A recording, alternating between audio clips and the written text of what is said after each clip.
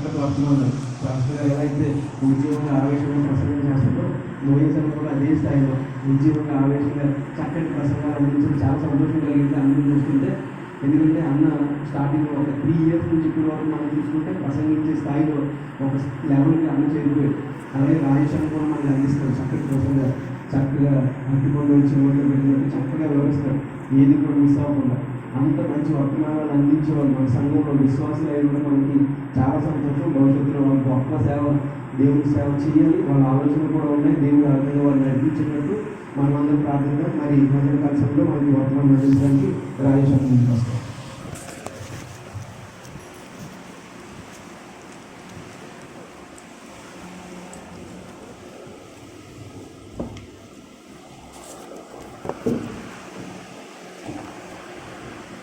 దేవుని పరిశుద్ధ నామానికి వందనాలండి. ఈ ఆరాధనకు సమీపించిన పాస్టర్ గారికి నా వందనాలు. కూడి వచ్చిన మీ అందరికీ కూడా ప్రభు పేరు నా వందనాలు తెలియజేస్తున్నాను. ఇంతవరకు కూడా దేవుడు ఈ 2022వ సంవత్సరంలో 5 మాసాలు కాపాడి 6వ మాసంలో మనల్ని నడిపించి క్షేమంగా ఆరోగ్యాన్ని ఆయుష్ని దయచేసిన దేవుడికి అందరం కూడా చేతులెత్తి దేవుడికి స్తోత్రాలు చెప్తాం. హల్లెలూయా. గత బుధవారం రోజు మా బాబు సాహసు కాయిన్స్తో ఆడుకుంటా ఆ కాయిన్ నోట్లో పెట్టుకుని మింగేశాడు. ఆ కాయిన్ ఏమైందంటే నోట్లోకి వెళ్ళిపోయి ఇక్కడ ఈ ప్లేస్లో స్ట్రక్ అయిపోయి ఆగిపోయింది. మేమైతే అప్పుడు చాలా భయపడ్డాం. హాస్పిటల్కి తీసుకెళ్ళిన ఎక్స్రే తీపిస్తే ఈ ప్రాంతంలో కనిపిస్తుంది. అది ఇంకా కిందకి కానీ ఏం దిగట్లేదు. 2 రూపీస్ కాయిన్. దేవుడికి ప్రార్థన చేస్తూ ఉన్నాం, దేవుడు మా పక్షాన ఉంటాడు, ఏం కాదని చెప్పి అనుకున్నాం. ఆ తర్వాత అదే రోజు బుధవారం రోజు రాత్రి 9 గంటల టైంలో హాస్పిటల్లో ఎండోస్కోపీ చేసి నోటి ద్వారా ఆ కాయిన్ తీశారు. ఎటువంటి ప్రమాదం జరగకుండా, ఏమీ కాకుండా దేవుడు బాబుని కాపాడినాడు. ఈ చిన్న సాక్ష్యం దేవుడు దీవించడం కాక ఇంతవరకు మాకు తోడుగా ఉండి కాపాడిన దేవుడికి కూడా దేవునికి స్తోత్రాలు తెలియజేస్తున్నాను. హల్లెలూయా. ఈరోజు వాక్యాన్ని మనం అందరం కూడా శ్రద్ధగా విందాం. దేవాది దేవుడు ఈ సర్వసృష్టిని సృష్టించిన తర్వాత ఆయన నరులను తన రూపంలో చేసుకున్నాడు. ఈ దేవుడు 6 రోజుల సృష్టిని సృష్టించినప్పుడు చిట్ట చివరగా చేయబడిన సృష్టి ఏదంటే మానవుడే. ఆయన 6 దినాలు చాలా కష్టపడి చాలా ప్రయాసంతో ఈ సృష్టిని అంతా సృష్టించాడు. మొదటి దినాన దేవుడు ఏం చేశాడు? భూమిని ఆకాశాన్ని సృష్టించాడు. రెండవ దినాన ఆయన మనకు కావలసిన సముద్రములు అంటే త్రాగటానికి నీరులు ఆయన సృష్టించాడు. మూడవ దినాన మనం తినటానికి కావలసిన ఆహారాన్ని అంటే భూమి మీద ఉండే చెట్లను, మన నేల విత్తనాలు, కూర మొక్కలు, పళ్ళు, అలా రకరకాల భూమి మీద ఉండే ప్రతి జాతి యొక్క చెట్లను ఆయన మన కోసం ఒలిపించాడు. 4వ దినాన మనకు వెలుగునివ్వటానికి పగలు సూర్యుడిని, రాత్రి చంద్రుడిని, నక్షత్రాలని సృష్టించాడు. 5వ రోజున ఆకాశంలో ఎగిరే పక్షుల్ని, భూమి మీద పాకే ప్రతి పురుగుని, అలాగే సముద్రాల్లో ఉండే చేపల్ని, ప్రతి ఒక్క జలచరాలన్నింటినీ కూడా 5వ రోజున సృష్టించాడు. చివరిగా 6వ రోజు దేవుడు ఈ సర్వ సృష్టికి అధికారిగా నా పోలిక చొప్పున నా రూపంలో ఒక మనిషి అనేవాడు ఉండాలి, ఈ మనిషి చెప్పినట్లుగా ఈ భూమి మొత్తం అతని ఆధీనంలో ఉండాలి, ఒక మహారాజుగా ఈ భూమిని ఏలేవాడు ఈ భూమి మీద ఉండాలని చెప్పేసి ఆయన తన రూపంలో తన పోలిక చొప్పున నరుణ్ణి సృజించాడు. మనం అందరం కూడా ఎవరమనంటే దేవుని పోలికలో ఆయన రూపంలో సృష్టించబడిన వారు. హల్లెలూయా. అలా సృష్టించబడిన మనిషి, దేవుని పోలికగా ఉండవలసిన మనిషి దేవుణ్ణి విడిచిపెట్టేసి దేవునికి దూరం అయిపోతూ రకరకాల వ్యసనాలకు బానిసైపోతూ పాపంలోనూ ఘోర శాపంలోనూ జీవిస్తా తిరిగి దేవుని దగ్గరికి రావాల్సిన మనిషి ఆ దేవుని దగ్గరికి రాకుండా నరకపాత్రులుగా ఉంచబడుతున్న ఆ మనిషిని మరలా తిరిగి తన సరి అయిన దారిలోకి నడిపించడం కోసం దేవుడు అనేక సమయాల్లో, అనేక కాలాల్లో తన ప్రవక్తల ద్వారా హెచ్చరించాడు, ఆయా మనుషుల ద్వారా హెచ్చరించాడు, కొన్నిసార్లు జంతువుల ద్వారా కూడా దేవుడు ఈ మనిషిని హెచ్చరిస్తూ వచ్చాడు. హల్లెలూయా. యెషయా గ్రంథంలో రాయబడి ఉండదు ఒక మాట, పక్షులు ఎగురుచు తమ పిల్లలను కాపాడినట్లు సైన్యములకు అధిపతి యెహోవా యెరూషలేమును కాపాడుతున్నాడని చెప్పారు ఉంటుంది. ఏమని ఉంటుంది? పక్షులు ఎగురుచు తమ పిల్లలను కాపాడునట్లు సైన్యములకు అధిపతి యెహోవా యెరూషలేమును కాపాడుతున్నాడు అని అంటారు. అంటే పక్షులు ఉన్నాయి, పక్షి తన గూటిని విడిచి ఆకాశంలో ఎగురుతూ ఉంది. ఆకాశంలో ఆహారం కోసం ఈ పక్షి ఎగురుతున్నా ఆ పక్షి యొక్క ధ్యాస అంతా కూడా ఎక్కడ ఉందంటే ఆ గూటిలో ఉన్న తన పిల్లల మీద ఉందంట. ఆ గూటిలోకి ఏ క్షణాన సర్పం వస్తుందో, ఏ క్షణాన ఈ సర్పం వచ్చి నా యొక్క గుడ్లు తినేస్తుందో, నా యొక్క చంటిపెట్లైన ఈ పిల్లల్ని తినేస్తుందో అని చెప్పేసి ఆకాశంలో ఎగురుతా ఉన్నాయి. కానీ తన పిల్లల మీద కూడా దృష్టి ఉంచిందంట. అలా దేవుడు ఆ సమయంలో ఇశ్రాయేలు ప్రజలకు బుద్ధి చెప్పడానికి పక్షులతో తనను పోల్చుకుని దేవాది దేవుడు సృష్టికర్త పక్షులు ఎలా ఎగురుచూ పిల్లల్ని కాపాడుతున్నాయో నేను కూడా ఇశ్రాయేలులారా, నా బిడ్డలారా, నేను కూడా మిమ్మల్ని అలాగే కాపాడుతున్నానని చెప్పేసి దేవుడు ఆనాటి ఇశ్రాయేలు ప్రజలు తెలియజేస్తున్నాడు. దేవుడు ఒకసారి అయితే కోడితో తనను పోల్చుకుని కోడి ఎలా తన రెక్కల కింద తన పిల్లలను చేర్చుకుని ఆ యొక్క గ్రద్ద రాకుండా కాపాడుతుందో అలాగే నేను కూడా మిమ్మల్ని కాపాడుతున్నానని చెప్పేసి కోడితో పోల్చుకుని యేసుప్రభువు వారు అక్కడ తెలియజేస్తా ఉన్నాడు ఇశ్రాయేలుకి ఆ యొక్క దేవుని ప్రేమను. మరొకసారి ఇశ్రాయేలుని ఐగుప్తు నుంచి విడిపించేటప్పుడు గద్ద రెక్కల మీద మోసుకుని వచ్చినట్లు మిమ్మల్ని అందరినీ కూడా మోసుకుని వచ్చానని అంటున్నాడు. పక్షిరాజు తన యొక్క పిల్లల్ని ఆ పొడవాటి రెక్కల మీద కూర్చోబెట్టుకుని వాటికి ఇంకా ఎగరడం రాకపోయినప్పుడు ఒక ప్రాంతం నుండి మరొక ప్రాంతానికి తీసుకువెళ్తా ఆ పక్షి పిల్లలు పడిపోతుంటే మరలా వాటిని నోటితో పట్టుకుని పైకి తీసుకెళ్ళి గూట్లో పెట్టి ఎలా తన పిల్లలను కాపాడుతున్నాయో అలా దేవతి దేవుడు పక్షిరాజుతో పోల్చుకుని చెప్తా ఉన్నాడు. ఏదో ఒక విధంగా ఈ సర్వ సృష్టిలో కనిపించే ప్రతి ప్రాణిని కూడా నరుడికి చూపించి ప్రతి జీవరాశిని కూడా దేవునికి చూపించి మనం అందరం కూడా ఆయన మార్గంలో నడవాలని, ఆయన చెప్పే రీతిగా జీవించాలని చెప్పి, ఆయన యొక్క ప్రేమను కనపరచాలని చెప్పి సృష్టిలో ప్రతి ప్రాణి ద్వారా దేవుడు మనకు ఒక్కొక్క పాఠాన్ని తెలియజేస్తాడు. హల్లెలూయా. యోబు గ్రంథం 12వ అధ్యాయం 7వ వచనం.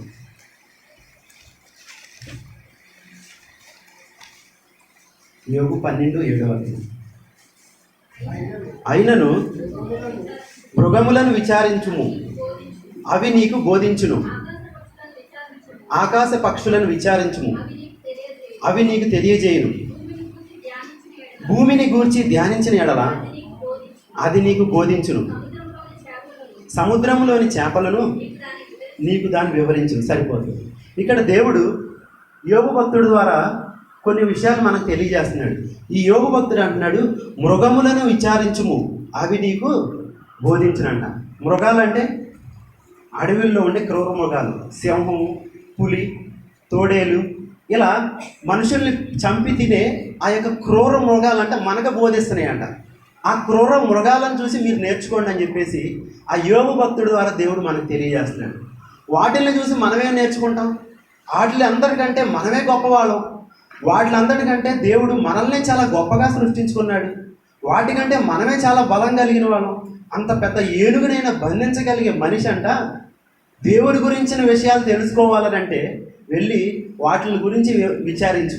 వాటిని అడిగితే మీకు తెలియజేస్తాయి దేవాది దేవుడు ఎవరో, ఆ దేవుడు మనసు ఎలాంటిదో, ఆ దేవుడు మనిషిని ఎలా ప్రేమిస్తున్నాడో తెలుసుకోవాలంటే మనం ముందుగా అంట మృగాల దగ్గరికి వెళ్ళి అడిగితే అవి తెలియజేస్తాయంట. మనందరికీ తెలుసు కదా, నోవహు కాలంలో చూసుకున్నట్లయితే భూమి అంతా కూడా భయంకరమైన పాపంతో నిండిపోయి ఉంది. అలాంటి పరిస్థితుల్లో దేవుడు నోవాహుతో ఓడను తయారు చేయమంటాడు. 120 సంవత్సరాలు కష్టపడి నోవాహు ఓడను తయారు చేశాడు. బైబిల్లో మొట్టమొదటి ఇంజనీర్ ఎవరంటే నోవాహు గారే. ఈ రోజుల్లో చాలామంది ఇంజనీర్లు ఉంటారు, గొప్ప గొప్ప డ్యాములు కడతారు, బ్రిడ్జిలు కడతారు.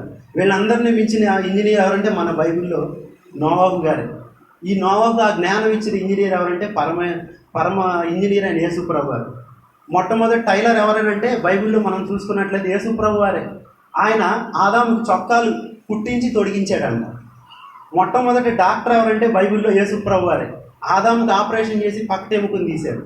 ఈ లోకంలో ఎన్ని పోస్టులు ఉన్నాయో ప్రతి పోస్టులో కూడా మనకు యేసుప్రభు వారు కనిపిస్తారు. ఈ లోకంలో జడ్జిలు ఉంటారు, మన దేవుడే ఒక జడ్జి. ఈ లోకంలో పోలీసులు ఉంటారు.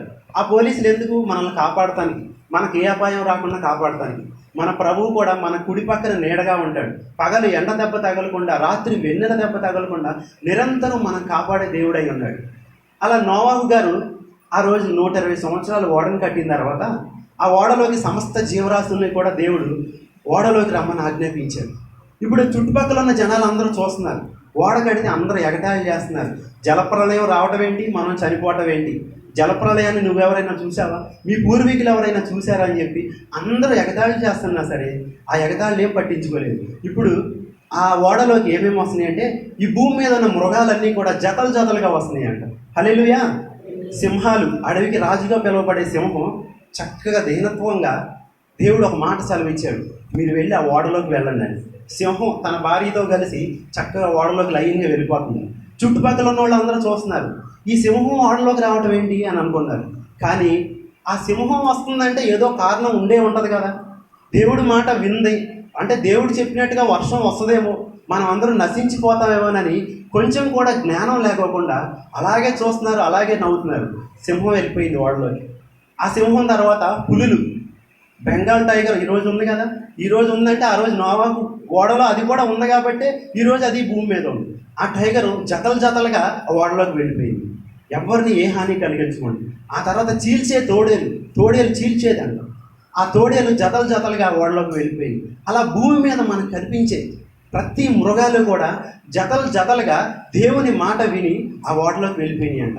ఇన్ని జీవరాశులు, ఇంత క్రూర మృగాలు దేవుడి ఆజ్ఞ విని ఆయన మాట విని ఓడలోనికి వెళ్ళినాయి. కానీ దేవుడి చేత సృష్టించబడిన మనిషి కొంచెం కూడా జ్ఞానం లేనివాడిగా ఆ యొక్క జలప్రళయంలో ఓడలోనికి రాకుండా, క్రీస్తులోనికి రాకుండా ఆ బయట ఉండి తన జీవితాన్ని ముగించేశాడు. ఈరోజు ఈ క్రూర మృగాల ద్వారా దేవుడు మనకి ఏం తెలియజేస్తున్నాడంటే, వాటికి ఉన్న విధేయత మీరు కూడా నేర్చుకోండి, అవన్నీ కూడా నా ఆజ్ఞను నెరవేర్చాయి, అవన్నీ కూడా నా మాట వినేయి. అందుకని ఆ రోజు నేను చెప్పినట్టుగా ఓడలోనికి వెళ్ళి అని చెప్పాను. ఆ రోజు ఒకవేళ ఆ ఓడలోనికి అవన్నీ వెళ్ళకపోతే ఈరోజు జూలో మనం వాటిని ఏం చూసేవాళ్ళం కాదు. ఆ మృగాలకు లాగా మనం కూడా అవి ఎలా లోబడుతున్నాయో నేర్చుకుని ఆ క్రూర మృగాలను చూసుకుని ఈరోజు మనం బుద్ధి తెచ్చుకుని ఈరోజు దేవుని మార్గంలో మనం కూడా నడిచేవారిగా ఉండాలి. హల్లెలూయా. తర్వాత ఆకాశ పక్షులను విచారించుము, అవి నీకు తెలియజేయనని అంటాడు. అంటే ఆకాశంలో ఎగిరే పక్షుల్ని విచారించమని అంటాడు. పక్షులు అంటే మనకు తెలియజేస్తాయంట. పక్షులు మనకు తెలియజేయటం ఏంటి? పక్షులు ఎంత చిన్నవి, ఎంత బలహీనమైనవి, ఎంతో చిన్న పక్షులు అవి వచ్చి మనకు తెలియజేస్తున్నాయంట. ఏం తెలియజేస్తున్నాయి? సృష్టికర్తను ప్రేమించండి అని తెలియజేస్తున్నాయి. సృష్టికర్త మార్గంలో మీరు నడవండి అనండి, ఆయన ఆజ్ఞలు గైకొని మీరు నడుచుకోండి అనండి, ఆయన మాటకు విధేయత చూపించండి అని చెప్పేసి ఈ సృష్టిలో ఆకాశ పక్షులు మనకు తెలియజేస్తున్నాయండి. ఈరోజు కొన్ని పక్షుల గురించి మనం ధ్యానం చేద్దాం. ఆకాశంలో పక్షులు మనకు బాగా తెలిసిన పక్షి ఏదంటే కాకి. కాకిని మనం రోజు చూస్తాం కదా, అందరూ కాకిని చూసిన వాళ్ళు. ఇక్కడ మనకు కనపడదు, కానీ ఊరెళ్తే ప్రతిరోజు కాకులు ప్రతి ఇంటి దగ్గర గోల చేస్తూ ఉంటాయి. ఆ కాకి ద్వారా దేవుడు మనకి ఈరోజు కొన్ని పాఠాలు తెలియజేస్తున్నాడు. కాకి యొక్క స్వభావం ఎలాంటిదంటే అది పగబట్టే స్వభావం. కాకి యొక్క స్వభావం ఎలాంటిది? అందరూ చెప్పండి. పగబట్టే స్వభావం. కాకిని కనుక మనం ఏదైనా రాయేసిన తోలినా అది ఎలాంటిదంటే అది వెళ్ళిపోయినట్టుగా వెళ్ళిపోద్ది, మన తల మీద పొడిసి వెళ్ళిపోద్ది. కాళ్ళతో ఒక తన్నుదాన్ని మన తల మీద వెళ్ళిపోద్ది, మన పొడవాటి ముక్కుతో మన తల మీద పొడుస్తుంది. అంటే దాన్ని ఏదైనా చేసినట్లయితే అది పగబట్టి వెంటాడి తరిమే స్వభావం కలిగింది కాకి. అలాంటి పగబట్టే స్వభావం కలిగిన కాకి ద్వారా దేవుడు మనకేం తెలియజేస్తున్నాడంటే, ఆ కాకిలాగా మీరు పగబట్టేవారుగా మీరు ఉండదు. యేసు ప్రభు వారు భూమి మీద జీవించిన కాలంలో పరిసయ్యులు, శాస్త్రులు ఆయన మీద పగబట్టారు. ఆయన పగబట్టి ఎలా ఈయన్ని చంపాలా, ఎలా ఈయన్ని ఈ ఇజ్రాయేల్ దేశం నుంచి తరిమేయాలా, ఎలా భయంకరమైన మరణానికి అప్పగించాలని చెప్పేసి ఆయన జీవించిన 3.5 సంవత్సరాలు, ఆయన పరిచర్య చేసిన 3.5 సంవత్సరాలు కూడా ఆయన మీద పగతో రగిలిపోతా ఆ పరిచర్యలు శాస్త్రంలో జీవించారండి. లోకాసు వార్త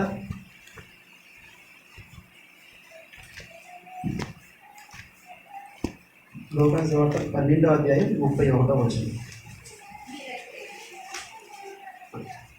12:53 11:53. ఆయన అక్కడి నుండి వెళ్ళినప్పుడు శాస్త్రులను పరిసయ్యులను ఆయన మీద నిండా పగబట్టి ఆయన మీద నేరం మోపవలనని ఉండి ఆయన నోట నుండి వచ్చు ఏ మాట అయినను పట్టుకొనుటకు పొంచి వెదకుచు చాలా సంగతులను గురించి ఆయనను మాటలాడింపసాగింది. ఇక్కడ మనం చూసుకున్నట్లయితే పరిసయ్యులు శాస్త్రులు నిండా పగబట్టారంటే యేసుప్రభు వారి మీద. యేసుప్రభు వారు చేసిన నేరం కానీ ఆయన చేసిన కీడు కానీ ఏదైనా ఉందంటే ఏమీ లేదు. ఆయన పగబట్టడం అంటే ఏంటో తెలియదు. ఆయనకు ప్రేమించడం తప్ప ద్వేషించడం అంటే ఏంటో తెలియని దేవుడు. ఆయన భూమి మీద జీవించినంత కాలం ప్రతి ఒక్కరిని ప్రేమించారు. దొంగలను ప్రేమించారు, వ్యభిచారులను ప్రేమించారు, సుంకర్లను ప్రేమించారు, ఆయన రాళ్లతో కొట్టిన వాళ్ళని ప్రేమించారు, ఇంకా ఆయన మీద ఉమ్మూసిన వాళ్ళని ప్రేమించారు. ప్రతి మనిషిని కూడా ప్రేమించడం తప్ప ఏమీ తెలియని యేసుప్రభు వారి మీద నిండా పగబట్టి నేరాలు మోపేవారిగా ఉన్నారంట ఆ పరిసయ్యులు శాస్త్రం. ఆకాశం కింద భూమికి పైన మన మీద నేరాలు మోపేవాడు, మన మీద పగబట్టేవాడు ఒకే ఒక్కడు ఉన్నాడు, అపవాది. అపవాదికి ఉన్న పని ఏంటంటే ఎప్పుడు కూడా మన మీద పగబట్టి ఏ నేరం దొరుకుతుందా, ఏ తప్పు దొరుకుతుందా, ఏ తప్పు చేస్తే మనం తీసుకెళ్ళి దేవుని దగ్గర పెడదామా, దేవుని దగ్గర పెట్టి ఆ చేసిన తప్పుకు తిరిగి అతని మీద శిక్షిందామా అని చెప్పేసి ప్రతిరోజు పగబట్టేవాడుగా చూసేవాడుగా ఉన్నాడు. ఈరోజు దేవుని బిడ్డలమైన మనం పగబట్టే స్వభావం కలిగిన వారిగా ఉండేవాడు. దావీదు అంటాడు ఒక చోట, నేను చూపిన ప్రేమకు ప్రతిగా వారు నాకు పగబట్టారు, అయినా నేను మానక వారి కోసం ప్రార్థన చేస్తున్నాను అంటున్నాడు. హల్లెలూయా. దావీదు అంట కొంతమందిని ప్రేమించాడంట, ప్రేమించి చాలా మేలు చేశాడు. ఆ చేసిన మేలుకు ప్రతిగా తిరిగి మేలు పొందుకోవాల్సిన దావీదుని, మేలు చేయాల్సిన దావీదుని అంట మేలు చేయకుండా పగబట్టి ఎలా చంపుదామా, ఎలా ఈ దావీదు కీడు చేద్దామని దివారాత్రులు కూడా వారు ఎదురు చూస్తూ ఉన్నారంట. అలా కీడు చేద్దామని చూస్తున్న దావీదు ఏం చేశాడో తెలుసా, వారి గురించి ప్రార్థన చేసేవారుగా ఉన్నాడు. ఈరోజు మన మీద కూడా అనేక మంది పగబట్టే వాళ్ళు ఉంటారు, బంధువుల్లో పగబట్టే వాళ్ళు ఉండొచ్చు. బాగున్నామని ఆశీర్వదించబడుతున్నామని చెప్పేసి మన మీద పగబట్టుకుని ఇంకా లేనిపోయిన మాటలు చెప్పేవాళ్ళు ఉండొచ్చు. మనం పనిచేసే చోట హెచ్చింపబడుతుంటే, ప్రమోషన్లు వస్తుంటే, ఆశీర్వదించబడుతుంటే, అందరికంటే మనం గొప్పగా ఉన్నత స్థాయిలోకి వెళ్తుంటే మన మీద కావాలని చెప్పి మనం ఏ నేరమో చేయకపోయినా కూడా పగబట్టే వాళ్ళు ఈ లోకంలో ఉంటారు. ఎందుకంటే మనం వెలుగు సంబంధం కాబట్టి ఈ లోకంలో ఉన్నంతకాలం కూడా మనకు శత్రువులు ఉంటారు. మనం ఎంత మంచిగా ఉన్నప్పటికీ కూడా మనల్ని ద్వేషించే వాళ్ళు ఉంటారు. అయితే మనం దేవునికి ప్రార్థన చేసేవారిగా ఉండాలి. కానీ వారు మన మీద పగబట్టారని చెప్పేసి తిరిగి వారి మీద పగబట్టి దూషించేవారిగా మనం ఎంత మాత్రం కూడా ఉండకూడదు. హల్లెలూయా. ఈ కాకి యొక్క స్వభావం ఏంటంటే పగబట్టే స్వభావం. మరొకటి, కాకి యొక్క స్వభావం ఎలాంటిదంటే పోట్లాడే స్వభావం కలిగింది. కాకి ఇప్పుడు ఏదైనా ఎత్తుకుపోవడానికి మన ఇంటికి వచ్చింది అనుకోండి, మనం విషయం దాని మీద రాయేసాం అనుకోండి, అది అంత దూరం ఎగిరినట్టే ఎగురుతుంది. ఎగిరి కావు కావు కావు కావు అని చెప్పి అరుస్తూ ఉంటుంది, అరిచి గోల చేస్తూ ఉంటుంది. ఏమని అరుస్తుందో తెలుసా? అమ్మా నా మీద రాయేసాడే, అమ్మా నాన్న నా మీద రాయేసాడే, మీరందరూ రండి అని చెప్పి తన యొక్క బంధువులందరినీ కూడా పోట్లాడికి తీసుకొస్తుందంట కాకి యొక్క స్వభావం ఎలాంటిదంటే పోట్లాడే స్వభావం కలిగింది. ఈరోజు దేవుని బిడ్డలమైన మనం పోట్లాటలు గొడవలకి వెళ్ళేవారిగా ఉండకూడదు. మన దేవుడు ఎంతసేపు ప్రేమించే మనిషి, ఆయన అందరినీ ప్రేమించేవాడే, ఆయన దీనత్వం కలిగినవాడు. ఆయన ఎక్కడా కూడా గొడవల్లో కానీ పోట్లాటల్లో కానీ ఆయన ఉన్నట్టుగా మనం చూడం. మనం పోట్లాడేవారిగా ఉండాలి. ఎక్కడ పోట్లాడేవారిగా ఉండాలి తెలుసా? ప్రార్థనలో పోట్లాడేవారిగా ఉండాలి. హల్లెలూయా. బైబిల్లో ఒక ఆయన ఉన్నాడు, మీ అందరికీ తెలుసు అతను. ఆయన దేవునితో పోరాడాడంట. ఎవరైనా?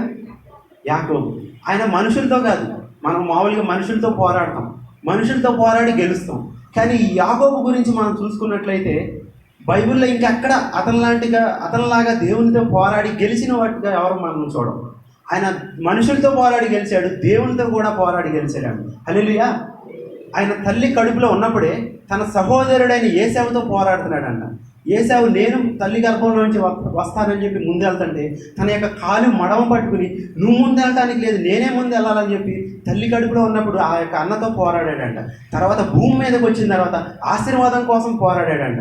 తన యొక్క ఆశీర్వాదం నిత్యము ఉండాలని చెప్పేసి ఆ యొక్క దేవుని దూతగా పిలువబడే యేసుప్రభు వారితో పోరాడి చివరికి గెలిచాడంట. అంటే దేవుడు యాకోబుని గెలిపించాడు. దేవుడు ఓడిపోయినట్లు కాదు, కానీ మనల్ని గెలిపించాడు దేవుడు. అక్కడ యాకోబుని గెలిపించి దేవుడు గొప్పగా ఆశీర్వాదకారకుడుగా మార్చాడు. హల్లెలూయా. మనం ఎప్పుడు కూడా ప్రార్థనలో పోరాడేవారిగా ఉండాలి. హన్నమ్మ తల్లి తనకున్న సమస్య గురించి దేవుని దగ్గరికి వెళ్ళింది. మనుషులు ఎవరో తన సమస్య తీర్చరు. తన యొక్క వైరి అయిన ఆ పెనిన్న తనతో నిత్యము పోట్లాడుతుంటే వెళ్ళి ఆ పెనిన్నతో పోట్లాడకుండా ఏం చేసింది? దేవుని సన్నిధికి వెళ్ళి దేవునితో పోరాడి గెలుచుకుంది. గొప్ప సమూయేలుని, వాగ్దాన పుత్రుడిని, అలాగే రాజులను అభిషేకించే యొక్క సమూయేలుని దేవుని దగ్గర నుంచి బహుమానంగా పొందుకుంది. హల్లెలూయా. కాకి యొక్క స్వభావం ఎలాంటిదండి? కాకి పగబట్టే స్వభావం కలిగింది. కాకి పోట్లాడే స్వభావం కలిగింది. కాకి ఎలాంటిదంటే చాలా భయం కలిగింది. కాకి భూమి మీద ఉన్న పక్షులన్నింటిలో భయం కలిగిన పక్షి ఏదైనా ఉందంటే అది కాకే. కాకి కంటే ఇంకా బలహీనమైన పక్షులు పిచ్చుకున్నాయి, ఇంకా చిన్న చిన్న బర్డ్స్ చాలా మనం చూస్తాం. కానీ వీటన్నిటికంటే కాకి చాలా భయం కలిగింది. ఎందుకు కాకి అంత భయం కలిగిందని మనం చూసుకున్నట్లయితే కాకి దొంగతనం చేసే స్వభావం కలిగింది. కాకి ఎప్పుడు కూడా మిగతా పక్షులు వెళ్ళిపోతాయి కదా ఆహారం కోసం, వెళ్ళిపోయినప్పుడు ఆ యొక్క పక్షులు గూట్లోకి వెళ్ళి ఆ పక్షి గుడ్లు దొంగలించడం, ఆ యొక్క పక్షి పిల్లలను దొంగలించడం, అలా తన జీవితం అంతా కూడా దొంగతనం చేస్తా, వారింట్లో దొంగతనం చేయటం, వీరింట్లో దొంగతనం చేస్తా, ఎప్పుడు కూడా దొంగతనం చేస్తుంది. కాబట్టి ఎప్పుడు ఎవడొచ్చి నన్ను ఏం చేస్తాడు, ఏ పక్షి వచ్చి నన్ను చంపుతుందో అని చెప్పి నిత్యం భయంతో జీవిస్తూ ఉంటుందంట కాకి. ఇప్పుడు కాకి ద్వారా దేవుడు మనకేం తెలియజేస్తున్నాడంటే కాకిలాగా మనం ఉండకూడదు.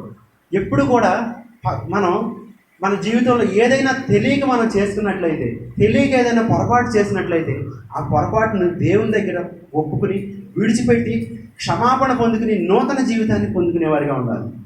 కాకి తన జీవితం అంతా భయంతో ఎందుకు బతుకుతుందంటే తను దొంగతనం చేసింది కాబట్టి, తను మోసం చేసింది కాబట్టి.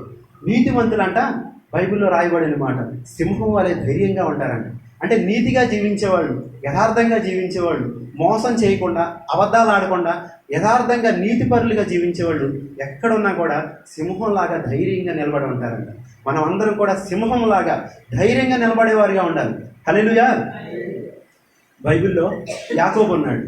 యాకోబు తన అన్నను మోసం చేసి ఆ కనాను ప్రాంతం నుండి తన యొక్క మామ దగ్గరికి, మామ ఉండే ప్రాంతానికి వెళ్ళిపోయాడు. మామ ఉన్న ప్రాంతానికి వెళ్ళిపోయి 20 సంవత్సరాలు అక్కడే ఉన్నాడు. 20 సంవత్సరాల తర్వాత తిరిగి తన అన్నను కలుసుకోవాలని చెప్పి తన యొక్క స్వదేశానికి మరలా వస్తున్నాడు యాకోబు. వస్తున్నప్పుడు 20 సంవత్సరాల అన్నను కలుసుకుంటున్నానంటే ఎంత ప్రేమ ఉంటుందండి. ఒక సంవత్సరమో 2 ఏళ్ళు ఇక్కడి నుంచి మనం ఏదైనా పొరుగు దేశానికో, అమెరికానో, దుబాయో వెళ్ళి మరలా తిరిగి వస్తున్నామంటే బంధువులందరికీ ఎంత ప్రేమ ఉంటుంది, మనల్ని ఎదుర్కొనడానికి ఎంత సంతోషంగా వస్తారు. మనకు కూడా మన సొంత వాళ్ళను, మన రక్త సంబంధీకులను చూస్తున్నామని చెప్పి ఎంత ఆనందం ఉంటుంది. కానీ యాకోబు యొక్క ముఖంలో ఆ ఆనందం లేదు, యాకోబు యొక్క గుండెల్లో ఆ సంతోషం లేదు. ఎందుకంటే 20 సంవత్సరాల క్రితం నేను నా అన్నను మోసం చేశాను. ఆ చేసిన మోసం ఈరోజు నా అన్న ఎక్కడ చంపుతాడో, సహోదరుడా అని చెప్పి ఎక్కడ నన్ను కౌగిలించుకుని హత్తుకుని సడన్గా కడుపులో కత్తి దింపుతాడు అని చెప్పి చాలా భయంతో అన్నను కలుసుకుంటున్నాననే సంతోషం లేదు. ఎందుకంటే ఒకప్పుడు చేసిన అతని పాపం అతను వెంటాడుతూనే ఉంది. ఆ యొక్క పాపం తను వెంటాడుతూనే ఉంది. క్షమించమని ఒప్పుకోలేకపోయాడు యాకోబు. అప్పటి వరకు ఒప్పుకోలేదు కాబట్టి ఎప్పుడు తనను చంపుతాడని భయంతో ఉన్నాడు.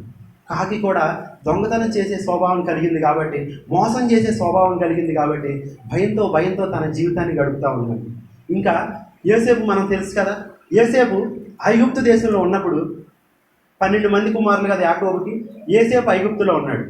11 మంది అన్నదమ్ములు యోసేపు దగ్గరికి వచ్చి నిలబడ్డారు. యోసేపు ఏమో ఆ యొక్క జడ్జిగా, ఆ యొక్క సీట్లో రాజు తర్వాత రాజుగా నిలబడి ఉన్నాడు ఆ యొక్క స్థానంలో. ఇప్పుడు యోసేపు ముందు 11 మంది అన్నదమ్ములు నిలబడ్డారు. 11 మందిలో 10 మంది యోసేపుని చూసి భయపడతా ఉన్నారు. 10 మంది అన్నదమ్ములు యోసేపుని చూసి గడగడ వడికిపోతూ ఉన్నారు. ఒక్క వ్యక్తి మాత్రం భయపడకుండా ధైర్యంగా నా యొక్క సహోదరుని చూశానని చెప్పి సంతోషంగా ఉన్నాడు. ఎవరా వ్యక్తి? బెన్యామీను. ఎందుకు బెన్యామీను సంతోషంగా ఉన్నాడు? మిగతా 10 మంది ఎందుకు భయంతో ఉన్నారంటే, ఈ 10 మంది అన్నదమ్ములు 17 సంవత్సరాల క్రితం ఆ యొక్క యోసేపుని గోతిలో దోసి చంపాలనుకున్నారు. ఆ యొక్క యోసేపుని ఐగుప్తు దేశానికి బానిసగా అమ్మేశారు. ఇప్పుడు మా తమ్ముడిని మేము చంపాలనుకున్నాం కాబట్టి ఈరోజు ఇప్పుడు గొప్ప స్థానంలో రాజు తర్వాత రాజుగా ఉన్నాడు. ఏదో ఒక రోజు మా తమ్ముడు మమ్మల్ని చంపేస్తాడేమో అని చెప్పి ఈ 10 మంది సహోదరులు తన యొక్క 17 సంవత్సరాల తర్వాత అన్నను కలుసుకున్నామని ఆనందంతో లేదు, కానీ భయంతో ఉన్నారు. ఈ ఒక్క చిన్న బెన్యామీను మాత్రం నా యొక్క సహోదరుడు, నా తల్లి గర్భం నాతో పాటు పుట్టినవాడు, ఎన్ని సంవత్సరాల తర్వాత నా అన్నను చూశానని చెప్పి ఎంతో ఆనందంతో, ఎంతో సంతోషంతో గంతులేస్తూ ఉన్నాడు. అంటే పాపంలో జీవించే వ్యక్తులు ఎప్పటికైనా భయంతోనే ఉంటారు. మనం ఎప్పుడు కూడా అతిక్రమములను దాచిపెట్టేవాడు వర్ధిల్లడు, కానీ వాటిని ఒప్పుకొని విడిచిపెట్టేవాడు దేవుని యొక్క కనికరాన్ని పొందుకుంటాడు. ఈరోజు దేవుని యొక్క కనికరం ఈరోజు ఇక్కడ ఉన్న ప్రతి బిడ్డ మీద కూడా ఉండును కాక. హల్లెలూయా. కాకి యొక్క స్వభావం పగబట్టే స్వభావం. కాకి యొక్క స్వభావం పోట్లాడే స్వభావం. కాకి యొక్క స్వభావం పిరికితనం కలిగింది. ఇలాంటి కాకిని దేవుడు అంటున్నాడు ఒకసారి యోబు గ్రంథం 38వ అధ్యాయం 41వ వచనం. యోబు 38:41. తిండి లేక తిరుగులాడుచు కాకి పిల్లలు దేవునికి మొరపెట్టినప్పుడు కాకికి ఆహారం సిద్ధపరచు వాడేవాడు సరిపోతుంది. ఇక్కడ కాకి పిల్లలకు దేవుడు ఆహారం ఇస్తున్నాడంట. అంటే ఇలాంటి కాకిని దేవుడు ఒకరోజు జ్ఞాపకం చేసుకున్నాడు. జ్ఞాపకం చేసుకుని కాకి పిల్లలకి ఆహారం ఇస్తున్నాడంట. మరొక చోట ఉంటుంది కీర్తనలో 147:9. కీర్తనలు 147:9 కూడా చదవండి.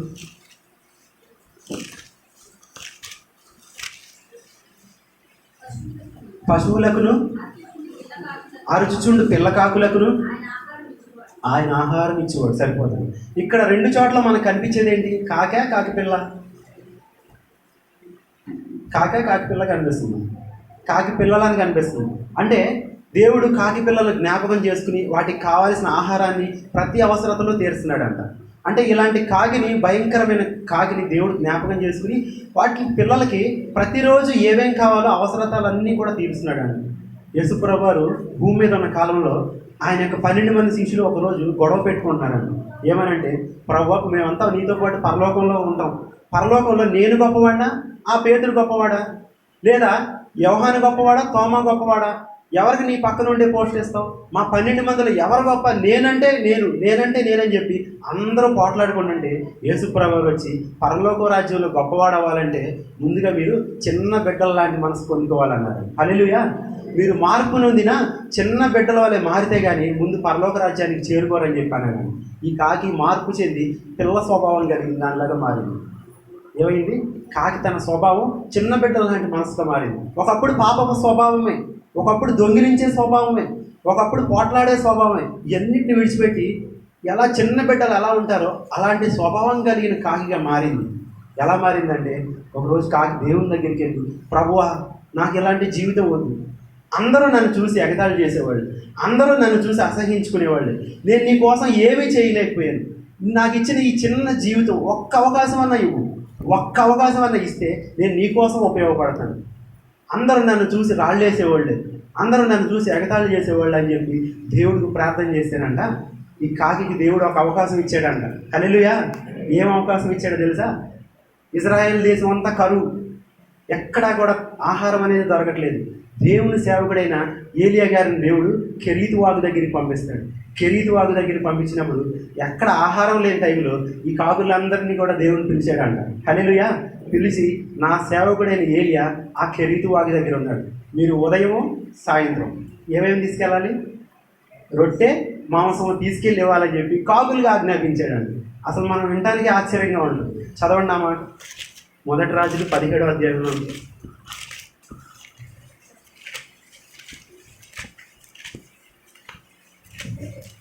1 రాజులు 17వ అధ్యాయం 4వ వచనం నుంచి చదువుతుంది. 5. అతడు పోయి యెహోవా సెలవు చొప్పున యోర్దానునకు ఎదురుగానున్న కెరీతు వాగు దగ్గర నివాసం చేసింది. అక్కడ కాకోలములు ఉదయమందు రొట్టెను మాంసమును, అస్తమయమునందు రొట్టెను మాంసమును అతని యొద్దకు తీసుకుని వచ్చుచూ ఉండెను. అతడు వాగు నీరు త్రాగుచూ వచ్చాను. హల్లెలూయా. ఇప్పుడు ఉదయము సాయంత్రం ఈ కాకులు బ్యాచ్ మొత్తాన్ని పిలిచి ఒక్క అవకాశం అడిగినాయి కదా, ఇలాంటి భయంకరమైన స్థితి నుంచి మమ్మల్ని విడిపించి అందరూ మమ్మల్ని ప్రేమించేవారుగా ఉండాలి, మా గురించి కూడా ఏదో గొప్పగా చెప్పుకునేవారుగా ఉండాలని చెప్పేసి దేవుడిని అడిగినందుకు దేవుడు ఒక పని అప్పు చెప్పాడు. ఉదయం సాయంత్రం మీరు రొట్టె మాంసం తీసుకెళ్ళి ఇవ్వాలన్నాడు. ఇప్పుడు ఆ దేశమంతా కరువు ఉంది, ఎక్కడ తినడానికి ఆహారం లేదు, మాంసం లేదు. ఈ కాకులు ఎక్కడి నుంచి తీసుకొస్తాయి? ఆహారం ఎక్కడా లేకపోయినా రాజుగారి ప్యాలెస్లో ఉంటుంది కదా, ఆ ఆహాబు యజ్బేలు వాళ్ళ కోసం, రాజుగారి కోసం, రాణి కోసం మాంసం వండుతారు కదా, వాళ్ళెవ్వరికీ దొరకకుండా ఆ అంతఃపురంలోకి వెళ్ళి ఆ యొక్క పనివాడు మాంసం వండుతాడు కదా రాణి గారికి. ఆ మాంసం వండినప్పుడు ఆ మాంసాన్ని తీసుకుని తన యొక్క నోటితో పెట్టుకుని ఆ కాకులు కొంచెం కూడా తినుకోకుండా తీసుకొచ్చి ఆ కెరీతు వాగు దగ్గర ఉన్న ఏలియా గారికి ఇచ్చినాయండి. హల్లెలూయా. ఇప్పుడు కాకి మన నోట్లో ఉన్నదే లాక్కుని వెళ్ళిపోయి స్వభావం కలిగింది. అలాంటి కాకి తనకి ఇష్టమైనది నోటి దగ్గర ఉన్నా కూడా ఏమాత్రం తినకుండా దేవుడు చెప్పిన మాట విని తీసుకెళ్ళి తన పనిని నెరవేర్చింది. ఈ కాకి తన జీవితాన్ని మార్చుకుంది. ఒకప్పుడు అందరూ అసహించుకునేది, ఒకప్పుడు పగబట్టే స్వభావం కలిగింది, ఒకప్పుడు పోట్లాడే స్వభావం కలిగింది, ఒకప్పుడు దొంగతనం చేసే స్వభావం కలిగింది. తన జీవితం అంతా మార్చుకుంది, దేవుని పరిచర్య చేసింది. బైబిల్ గ్రంథంలో తను ఒక మంచిగా మార్పు చెందిన కాకిగా మాకు ఇక్కడ రాయబడి ఉంది. హల్లెలూయా. దేవుడు అంటున్నాడు, యోబు ఆకాశ పక్షులు విచారించండి, అవి మీకు తెలియజేస్తాయండి. పక్షులు ఏం తెలియజేస్తున్నాయంటే మీరు ఎలా ఉన్నారో అలా ఉండదు. ఇప్పుడున్న జీవితం శాశ్వతం కాదు. ఇప్పుడు మీరు ఉన్నట్టుగా ఈ పాపంలో ఎన్నాళ్ళలో జీవించదు. ఒకానొక రోజున ప్రభువు రాబోతున్నాడు. మీ జీవితాలు మార్చుకోండి. త్వరగా మీరు పాపపు జీవితం నుంచి విడుదల పొందండి, పశ్చాత్తాపడండి. దేవుని దగ్గర మీరు చేసినవన్నీ ఒప్పుకొని కనికరాన్ని పొందుకోండి. దేవుడు మీకు అందరికీ ఒక అవకాశం ఇస్తాడు. ఆయన అవకాశాలు ఎప్పుడు ఇవ్వడండి. ఆయన అవకాశం ఇచ్చినప్పుడే ఆ అవకాశాన్ని మనం సద్వినియోగం చేసుకున్నట్లయితే ఆయన బిడ్డలుగా మార్చబడతాం, ఆయన రాజ్యంలో మనం చేరుకుంటాం. హల్లెలూయా. మరొక పక్షుల గురించి మనం చూద్దాం. దేవుడు ఇశ్రాయేలు ప్రజలకి అరణ్యం నుండి వచ్చినప్పుడు వారికి మాంసం కావాలని చెప్పి చాలా ఏడ్చారు, చాలా సడిగారు. సడిగినప్పుడు వారికి ఏ ఆహారాన్ని పంపించాడు? ఇశ్రాయేలు ప్రజలకు ఆహారంగా దేవుడు ఏమి ఇచ్చాడు? పూరేళ్లను పంపించాడు. ఈ పూరేడు ద్వారా దేవుడు మనకు కొన్ని విషయాలు తెలియజేస్తున్నాడు. ఇశ్రాయేలు ప్రజలు ఆ రోజు అప్పటి వరకు ఐగుప్తు దేశం నుంచి విడిచిపెట్టి వచ్చిన తర్వాత వారు అప్పటి వరకు మాంసం వండుకున్న కొండలను చూస్తా, ఒకప్పుడు మేము ఐగుప్తులో ఉన్నప్పుడు మాంసాన్ని వండుకునేవాళ్ళం, చక్కగా రోజు చికెన్ బిర్యానీ చేసుకుని తినేవాళ్ళం. ఈరోజు మాకు మాంసం లేదే అని చెప్పేసి దేవుడి మీద సడుగుతూ ఉన్నప్పుడు దేవుడు అంటాడు మోషేతో, మోషే రేపు ఈ టైం కల్లా నేను మాంసాన్ని ఇస్తాను. ఆ మాంసం ఒకరోజు కాదు, 2 రోజులు కాదు, నెల రోజులు కంటిన్యూ తిన్నా తరిగిపోనంత మాంసాన్ని ఇస్తాను. కంటిన్యూ మీకు పూరేళ్ళని ఇస్తానని చెప్పేసి మీరు తిన్న ఆహారం ముక్కుల్లోంచి మీకు ఎగట పుట్టేస్తుంది. అంత ఆ ఆహారం మాంసం కావాలని ఏడుస్తున్నారు కాబట్టి మీకు కావాల్సినంత ఇస్తానని చెప్పేసి పూరేళ్ళని పంపించాడు. ఈ పూరేళ్ళు అంటే ఎంత ఉంటాయంటే చిన్న పక్షులు, అంటే మనం చూసి కోడి అంత ఉండవండి. కౌజు పక్షి అంటారు తెలుసు కదా, ఆ కౌజు పెట్టంత చిన్నగా చాలా చిన్న పక్షులు అవి. పక్షి జాతి అంతట్లో కూడా మంచి మాంసం కలిగింది మంచి పక్షి ఏదంటే ఈ కౌజే. అంటే మానవ శరీరానికి దేహానికి మేలు చేసేది. చికెన్ మనం తింటే కొన్ని రకాల వ్యాధులన్నీ వస్తాయి. చికెన్ తినకూడదని అప్పుడప్పుడు చెప్తూ ఉంటారు. ఈ కోడి కంటే పావురం కొంతమంది తింటారు, పావురం కంటే అన్నిటికంటే చాలా మంచిది మానవ దేహానికి శ్రేష్టమైనది ఏదైనా ఉందంటే అది కౌజు, ఈ యొక్క పూరేడు పక్షి. ఈ పూరేడు పక్షిని దేవుడు ఇశ్రాయేలు ప్రజలకు ఆహారంగా ఇస్తాడు. దాని దేవుడు ఎప్పుడైనా కూడా మనం ఆరాధించే దేవుడు ఆయన బిడ్డలకు శ్రేష్టమైన దాన్ని, ఉత్తమమైన దాన్ని అనుగ్రహించే దేవుడు. హల్లెలూయా. ఆయన మన ఆరోగ్యం విషయంలో కూడా చాలా జాగ్రత్తలు తీసుకుంటున్నాడు. మనకి ఏది పడితే అది తినమని చెప్పట్లేదు. ఒక చోట యెషయా గ్రంథంలో రాయబడి ఉంటుంది, మీరు మీ ధనాన్ని ఇచ్చి మంచి వాటిని కొనుక్కుని తినండి, మీ దేహానికి ఆరోగ్యాన్ని కలుగజేసే వాటిని కొనుక్కుని తినండి, అంతేగాని మీ దేహాన్ని నాశనం చేసే వాటి కోసం మీ యొక్క కష్టాన్ని ఎందుకు వ్యర్థపరుచుకుంటున్నారని చెప్పేసి అంటాడు. ఈ రోజుల్లో వ్యర్థమైన మనం తిని దేవుడిచ్చిన ఈ దేహాన్ని మనం పాడు చేసుకునే వారిగా ఉండకూడదు. దేవుడు మనకి ఈ పూరేడు ద్వారా మనకి చెప్తున్నాడు, ఆయన మంచి వాటిని మీరు తినండి అని చెప్తున్నాడు. ఈ పూరేళ్ళు వచ్చి అక్కడ వాళ్ళు ఆ పూరేళ్ళని తిన్నారు, వాళ్ళకి కావాల్సినంత తిన్నారు. ఈ పూరేడు పక్షి ఎలాంటిదంటే తను ఏ ప్రాంతంలో ఉంటుందో చనిపోయే వరకు కూడా అదే ప్రాంతంలో ఉంటుంది. పక్షులు అంటే ఎలాంటివంటే ఒకరోజు ఈ ప్రాంతంలో ఉంటాయి, కొన్ని రోజుల తర్వాత మరొక ప్రాంతానికి వెళ్ళిపోతాయి, ఇంకొన్ని రోజుల తర్వాత ఇంకో ప్రాంతానికి వెళ్ళిపోతాయి. అలా మనకు కనిపించే ప్రతి పక్షి కూడా ఎప్పుడు ఒక ప్రాంతంలో ఉండవు. కానీ ఈ పూరేడు పక్షి మాత్రం తను చనిపోయే వరకు కూడా తాను ఉన్న ప్రాంతంలో నీళ్లు లేకపోయినా కూడా అదే ప్రాంతంలో ఉంటుందండి. నీళ్లు లేకపోతే ఎలా ఉంటుందంటే ఆ పక్షి యొక్క తల మీద ఏకలాగా ఇంత కొమ్ము ఉంటుందండి.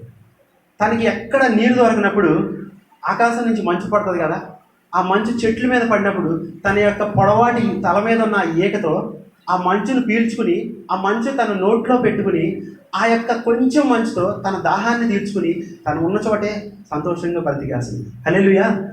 ఈ పూరేడు ద్వారా దేవుడు ఇశ్రాయేలు ప్రజలకు ఒక పాఠం నేర్పుతున్నాడు. ఏంటంటే మిమ్మల్ని ఐగుప్తు బానిసత్వం నుంచి విడిపించాను, మీరు సంతోషంగా ఉన్నారా అంటే లేరు. మీకు ఎర్ర సముద్రాన్ని దాటించాను, మీరు సంతోషంగా ఉన్నారా అంటే సంతోషంగా లేరు. ఆ తర్వాత ఫరో చేతి నుంచి విడిపించాను, మీకు త్రాగడానికి నీళ్ళు లేవంటే చేదైన నీళ్ళను మధురంగా మార్చాను. వాటితో మీరు సంతోషపడ్డారా? వాటిలోనూ సంతోషం లేదండి. మీకు తినడానికి ఆహారం లేదనంటే ఆకాశం నుంచి దేవదూతలు పూజించే ఆ మన్నా అనే శ్రేష్టమైన ఆహారాన్ని పంపించారు. వాటితో మీరు సంతోషంగా ఉన్నారంటే వాటితోనూ లేదు. మాంసం కావాలని చెప్పి అని అడుగుతున్నారు. అంటే ఇశ్రాయేలు ప్రజలు తమకు ఉన్న దాంట్లో సంతోషంగా ఉండేవాళ్ళు కాదు. ఎప్పుడు కూడా అది కావాలి, ఇది కావాలి, ఐగుప్తులో మేము అలా ఉన్నామని చెప్పి పాత వాటిని గుర్తు చేసుకుంటా దేవుణ్ణి ఆయాసపరిచేవారిగా ఉన్నారు. కానీ అవి ఒకప్పుడు మేము ఐగుప్తు దేశంలో చాలా బానిసత్వంలో ఉన్నాం. ఆ బానిసత్వపు సంఖ్యలు దేవుడు మమ్మల్ని తెంచాడు, ఫరో చేతిలో నుంచి విడిపించాడు. పగలు 16 గంటలు మమ్మల్ని కష్టమైన పని చేపించుకుని తినడానికి చాలీచాలని ఆహారం పెట్టేవాడు. ఇంత భయంకరమైన శ్రమలో నుంచి విడిచిపెట్టాడే అని చెప్పి కొంచెం కూడా కృతజ్ఞత లేకుండా ప్రతిదినము కూడా దేవుణ్ణి సణిస్తూ ఉండేవాళ్ళు. ఈ పూరేడి పెట్ట ఎప్పుడు కూడా తనకున్న దాంట్లోనే ఉండి అక్కడే ఉండి సంతోషంగా ఉండేదిగా ఉంది. ఇశ్రాయేల్ దేశంలో న్యాయాధిపతులు ఏల్చున్న కాలాల్లో కరువు వచ్చింది. రూతు గ్రంథంలో మనం చూసుకుంటాం కదా, రూతు గ్రంథం స్టార్టింగ్లో కరువుతో ప్రారంభమైంది. ఆ యొక్క కరువు దినాల్లో ఒక కుటుంబం దేవుణ్ణి విడిచిపెట్టేసి తనకున్న చోట ఉండకోకుండా మరొక ప్రాంతానికి వెళ్ళిపోయింది. ఎవరంటే ఎలీమెలెకు, నయోమి యొక్క 2 పిల్లలు వెళ్ళిపోయి ఆ యొక్క మోయాబు దేశానికి వెళ్ళి అక్కడ హ్యాపీగా బతుకుతాం. మోయాబు పచ్చగా ఉంది, మోయాబు చక్కగా ఉంది అని చెప్పి రొట్టెల గృహంగా పిలువబడే ఆ యొక్క బెత్లెహేమును విడిచిపెట్టి ఇశ్రాయేలు దేశాన్ని విడిచిపెట్టి వాగ్దాన దేశాన్ని పితరులుండే ఆ స్థలాన్ని విడిచిపెట్టేసి మోయాబు దేశంలో బతుకుతానని చెప్పి వెళ్ళింది. కానీ మోయాబు దేశంలో నయోమి బతకలేకపోయింది. ఒక వ్యక్తి మాత్రం అక్కడే ఉంటాయని చెప్పి అక్కడే ఉన్నాడు, అక్కడే ఆశీర్వదించబడ్డాడు. ఆ వ్యక్తి అక్కడే ధనవంతుడుగా ఉన్నాడు. ఎవరు ఆ వ్యక్తి?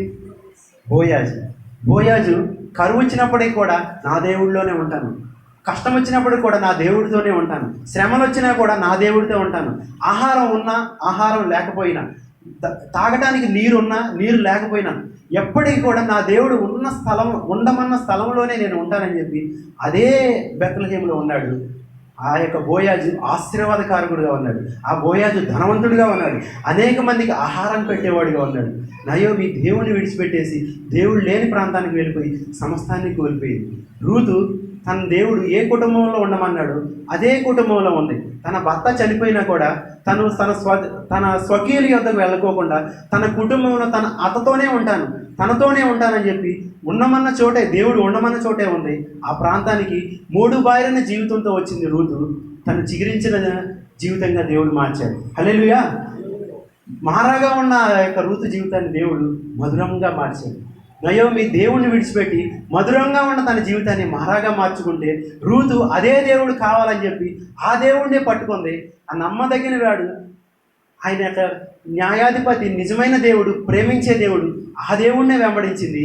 ఈ యొక్క రూతు జీవితం, ఎండిపోయిన తన జీవితం చిగురించి ఫలించి అభివృద్ధి పొంది దావీదు ఆ యొక్క రూతు గర్భంలో నుంచి వచ్చాడు. సర్వసృష్టికర్త యేసు ప్రభువు వారు ఆ రూతు గర్భంలో నుంచి వచ్చారు. మనం పూరేడులాగా ఎక్కడ దేవుడు ఉండమన్నాడు అదే స్థలంలో ఉండేవాడిగా ఉండాలి. మనం పనిచేసే చోటైనా, మనం ఉన్న చోటైనా ఎప్పటికి కూడా దేవుణ్ణి విడిచిపెట్టి వెళ్ళిపోయేవారిగా మనం ఉండకూడదు. హల్లెలూయా. ఇంకా ఈ యొక్క పూరేడు పిట్ట ద్వారా దేవుడు మనకి ఏం తెలియజేస్తున్నాడంటే, పూరేడు ఎగిరే పక్షి కాదండి. పక్షులు అంటే ఆకాశంలో ఎగురుగా ఉంటాయి కదా, కానీ ఈ పూరేడు పక్షి ఎక్కడ ఉంటాయంటే మధ్యధరా సముద్రం ఆ ప్రాంతంలో ఉంటాయి. ఇశ్రాయేల్ ప్రజలు ఎక్కడ ఉన్నారంటే సీనాయి ప్రాంతంలో ఉన్నారు. ఈ పక్షి ఎగిరే పక్షి కాదు, కోడిలాగా ఇక్కడి నుంచి అక్కడికి 1 మీటరు 2 మీటర్లో ఎగురుతుంది. కానీ అక్కడి నుంచి ఇక్కడికి రావాలంటే 160 మైళ్ళు ప్రయాణం చేయాలి. 160 మైళ్ళు ప్రయాణం చేయాలని తన రెక్కలు సహకరించవు.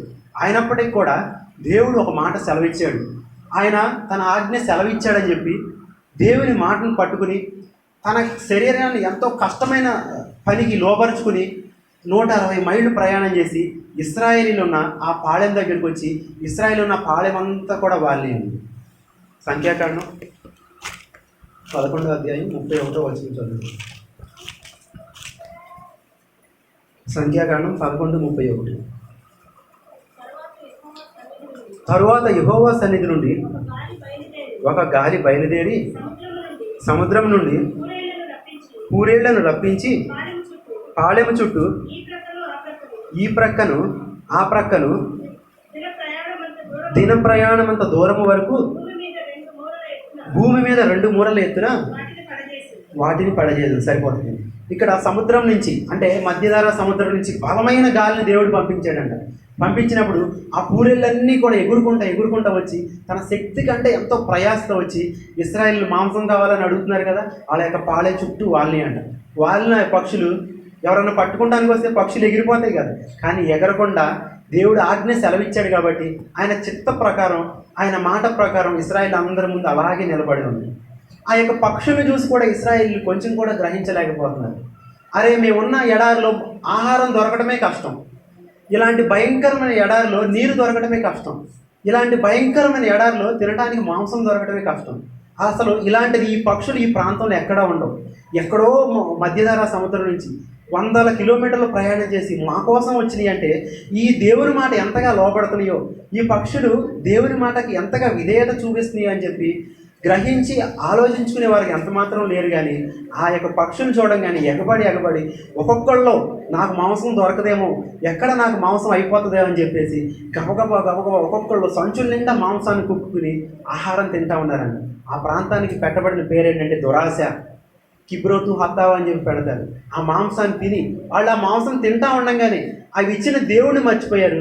ఆ మాంసం నోళ్ళలో ఉండంగానే దేవుడు యొక్క కోపం, ఆయన యొక్క అగ్ని వారి మీదకి దిగొచ్చి ఎవరైతే దురాశపరులుగా ఉన్నారో వాళ్ళని సంహరించిందాను. ఈరోజు దేవుడు మనకు ఇచ్చిన దాంట్లోనే సంతోషంగా ఉండమంటున్నాడు. దేవుడు ఆజ్ఞను మనం ఎప్పటికి కూడా నెరవేర్చేవారిగా ఉండమని చెప్తున్నాడు. బైబిల్లో అబ్రహాము దేవుని ఆజ్ఞను ఎప్పుడు కూడా తూచా తప్పకుండా పాటించాడు. తన యొక్క ప్రాంతం నుంచి తన తల్లిదండ్రులను విడిచిపెట్టి ఎక్కడో దేవుడు చూపించిన ప్రాంతానికి ఆయన ఒక మాట చెప్పాడని చెప్పి అనేక ప్రాంతాలు అబ్రహాము ఆయన యొక్క ఆజ్ఞ ప్రకారం నడుచుకుంటూ వచ్చాడు. వచ్చినప్పుడు అబ్రహాం ఒంటరివాడిగా ఉన్నాడు, కానీ వీళ్ళు ఒంటరి అయిన వాడు 1000 మంది అవుతాడంట, గొప్ప బలమైన జనంగా మారుస్తాడని చెప్పి దేవుడు సెలవిచ్చాడు. అబ్రహాం ఇప్పుడు ఎలా ఆశీర్వదించబడినాడంటే 3 యొక్క జనాలకు 3 యొక్క మతాలకు కారకుడుగా ఉన్నాడు. 3 యొక్క మతాలకు ఒక తండ్రిగా పిలువబడుతున్నాడు అబ్రహాము. నువ్వు ఇంతగా ఆశీర్వదించబడటానికి కారణం ఏంటి, ఇంతమందికి నువ్వు తండ్రిగా ఉండటానికి కారణం ఏంటని మనం అబ్రహాముని అడిగినట్లయితే ఆయన ఆజ్ఞను నేను తూచా తప్పకుండా పాటించాను, ఆయన మాట విన్నాను, ఆయన చెప్పిన మాట ప్రకారం నేను ఒక ప్రాంతం నుంచి ఒక ప్రాంతానికి అది కష్టమైనా సరే ఆ దేవుణ్ణి ఆ మాటను పట్టుకుని వెంబడించాను. కాబట్టి ఈరోజు నేను ఇంతమందికి కారకుడుగా నేను మారానని చెప్పి అబ్రహాం తెలియజేస్తున్నాను. పూరేడు పెట్ట మనకు ఏం తెలియజేస్తుందంటే దేవుని ఆజ్ఞను మీరు నెరవేర్చండి. నేను దేవుని ఆజ్ఞను నెరవేర్చాను. పక్షులు దేవుని ఆజ్ఞను నెరవేరుస్తున్నాయి, కానీ దేవుడి స్వరూపంలో సృష్టించబడిన మనిషి ఆయన ఆజ్ఞను నెరవేర్చలేకపోతున్నాడని చెప్పి ఈ యొక్క పూరేడు పెట్ట ద్వారా దేవుడు మనకి ఒక పాఠాన్ని తెలియజేస్తున్నాడు. ఈ యొక్క పూరేడు పెట్ట గురించి మనం చూసుకున్నట్లయితే ఆ యొక్క పూరేడు పెట్ట అంట తన యొక్క జత పక్షిని ఆకర్షిస్తుందంట. తను ఎప్పుడు కూడా తనతో జత కట్టిన పక్షిని ఆకర్షించేదిగా ఉంటుందండి. మన యొక్క జత పక్షి ఎవరండి? మనం ఆరాధించే దేవుడు సృష్టికర్త యేసుప్రభు వారే మన జత పక్షి. ఆ యొక్క జత పక్షి అయిన యేసుప్రభు వారిని మనం ఆకర్షించేవారిగా ఉండాలి. ఎప్పుడు మనం భూ సంబంధాలను ఆకర్షించేవారిగా ఉండకూడదు. ఈ లోకాన్ని ఆకర్షించేవారిగా మనం ఎంత మాత్రం కూడా ఉండకూడదు. ఈ లోక సంబంధాలు ఎలా ఉంటారంటే ఈ లోకాన్ని ఆకర్షించేవారిగా, ఈ లోకం మనల్ని చూసేటట్టు కనపడాలని చెప్పి రకరకాల వస్త్రాలు వేసుకుంటారు, చినిగిపోయిన ప్యాంట్లు వేసుకుంటారు, చినిగిపోయిన షర్ట్లు వేసుకుంటారు, ఒక పిచ్చి గూడు లాంటి కటింగులు చేయించుకుంటారు, చెవులకు పోగులు పెట్టుకుంటారు, రకరకాల వస్త్రాలతో రకరకాల అలంకరణ చేసుకుని ఈ లోకం దృష్టిలో నేను గొప్పగా కనపడాలని చెప్పి లోకాన్ని ఆకర్షించేవారిగా ఉంటారు. కానీ దేవుని బిడ్డలుగా పిలువబడే మనమైతే లోకాన్ని ఆకర్షించేవారికి ఎంత మాత్రం ఉండకూడదు, కానీ మనం పరమ సృష్టికర్త అయిన యేసు ప్రభువారిని ఆకర్షించేవారిగా ఉండాలి. బైబిల్లో స్టెఫన్ అని ఒక ఆయన ఉన్నాడు. ఆయన చనిపోయే రోజు చూసుకున్నట్లయితే యేసు ప్రభువారు దేవదూతలతో తండ్రితో సహా దిగొచ్చాడు. ఆ స్టెఫను తన జీవితం అంతా కూడా యేసు ప్రభువు ఆకర్షించే జీవితాన్ని జీవించాడు. హల్లెలూయా. స్టెఫను సంఘంలో పరిచర్య కోసం ఏర్పరచబడ్డాడు. ఏర్పరచబడిన తర్వాత ఆ రోజుల్లో క్రైస్తవం ఇంతగా అభివృద్ధి చెందలేదు. క్రైస్తవ్యాన్ని అణగదొక్కాలని చెప్పి రాజులు, ప్రధాన యాజకులు, యూదులు ఎక్కడ క్రైస్తవులు ఉంటారో వాళ్ళని చంపాలని చెప్పేసి అనేక మందిని చంపుతూ ఉండే రోజు. అలాంటి రోజుల్లో ఈ స్టెఫను ధైర్యంగా ప్రధాన యాజకుల దగ్గరికి వెళ్ళాడు. అధికారులు ఆ యొక్క పెద్దల దగ్గరికి వెళ్ళారు. పెద్దల దగ్గరికి వెళ్ళి యేసు ప్రభు గురించి ధైర్యంగా ఆయన మాటలు తెలియజేస్తున్నాడు. ఎలా తెలియజేశాడంటే ఆది కాండంలో అబ్రహాం దగ్గర నుంచి యేసు ప్రభు వారి వరకు అనేక ప్రసంగాలు చేశాడు. మీ పూర్వీకుడు, మనందరికీ పూర్వీకుడైన అబ్రహామును జ్ఞాపకం చేసుకున్నారు కదా. ఆ అబ్రహాము నమ్మిన దేవుడే ఈ సర్వ సృష్టికర్త అని చెప్పి అబ్రహాము గురించి తెలియజేశాడు. ఆ అబ్రహాం గర్భాన్ని పుట్టిన ఇస్సాకు గురించి తెలియజేశాడు. ఆ తర్వాత దేవునితో పోరాడిన యాకోబు గురించి తెలియజేశాడు. ఆ తర్వాత దావీదు గురించి తెలియజేశాడు. ఆ తర్వాత మోషే గురించి తెలియజేశాడు. మోషే మనలందరినీ కూడా ఐగుప్తు దాస్యత్వం నుంచి విడిపించాడని చెప్పి మోషే గురించి తెలియజేశాడు. అలా అనేక ఆ రోజుల్లో ఉన్న గొప్ప గొప్ప వాళ్ళందరినీ, పూర్వీకులందరినీ తెలియజేసుకుంటా వాళ్ళందరినీ సృష్టించిన దేవుడే, మనం ఆరాధించే దేవుడు యేసుప్రభు వారు మనందరి కోసం మానవ రూపంలో ఈ లోకంలో లోకరక్షకుడుగా మెస్సయ్యగా జన్మించాడు. మన పితరులందరూ చెప్పిన ఆ మెస్సయ్య, ఆ రక్షకుడు ఈయనే, ఆ రక్షకుడు యేసుప్రభు వారే అని చెప్పి ఆయన గురించి ధైర్యంగా ఆ ప్రధాన యాజకులు అందరి ముందు తెలియజేసి ఆయన యొక్క జనన మరణ పునరుత్థాలన్నింటినీ కూడా తెలియజేసిన తర్వాత ఆ యొక్క ప్రధాన యాజకులు, అధికారులు, ఆ పెద్దలందరూ కూడా ఈ యొక్క స్టెఫను మీద పగబట్టారు. ఎలాగైనా చంపేయాలని చెప్పి చూస్తామన్నారు. అప్పుడు సౌలును ఏర్పాటు చేసుకుని సౌలు ద్వారా ఒక్కొక్కళ్ళు అందరూ కూడా లేచి ఆ స్టెఫన్ మీద రాళ్ళు పెట్టి కొట్టి చంపుతూ ఉంటే ఆ స్టెఫన్ ప్రార్థన చేస్తాడు. ఏమనంటే, ప్రభువా వీళ్ళందరూ నన్ను కొడుతున్నారు కదా, ఆ పాపం వీళ్ళ మీద మోపొద్దు ప్రభువా, ఈ సౌలు లాంటి వ్యక్తిని పౌలుగా మార్చని చెప్పి ఒకే ఒక్క ప్రార్థన చేశాడు. ఆ ఒక్క సౌలు ఆ రోజు నుంచి పౌలుగా మార్చబడ్డాడు. 3 ఖండాలకు ఆశీర్వాదకరంగా మార్చబడ్డాడు. హల్లెలూయా. ఈ యొక్క స్టెఫను జీవితం దేవుణ్ణి ఆకర్షించే జీవితం. ఈ స్టెఫను మరణించేటప్పుడు ఆకాశం తెరవబడిందండి. ఆకాశం నుంచి తండ్రి అయిన దేవుడు తన ప్రియ కుమారుడు కుడిపార్శ్వను కూర్చుని దేవదూతలతో ఏ స్టెఫను కోసం వస్తున్నాడంట.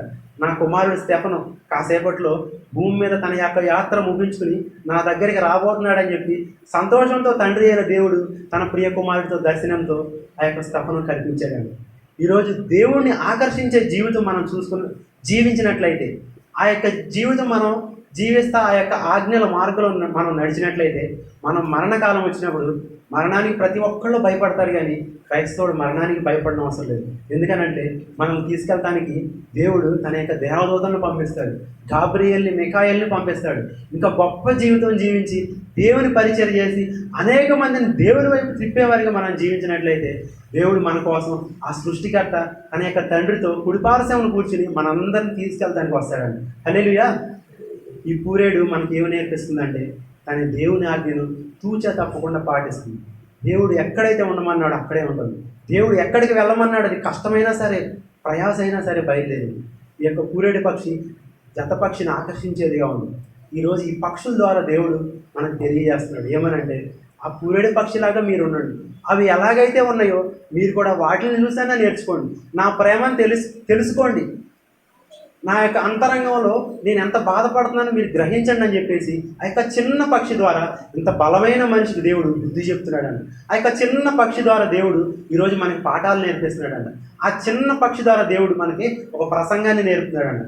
కాకుల ద్వారా పాఠం నేర్పిస్తున్నాడు, పక్షుల ద్వారా దేవుడు పాఠాలు నేర్పిస్తున్నాడు, మృగాల ద్వారా దేవుడు మనకి పాఠాలు నేర్పిస్తాడు. తర్వాత మనం చూద్దాం యోబు 12వ అధ్యాయం 7వ వచనం.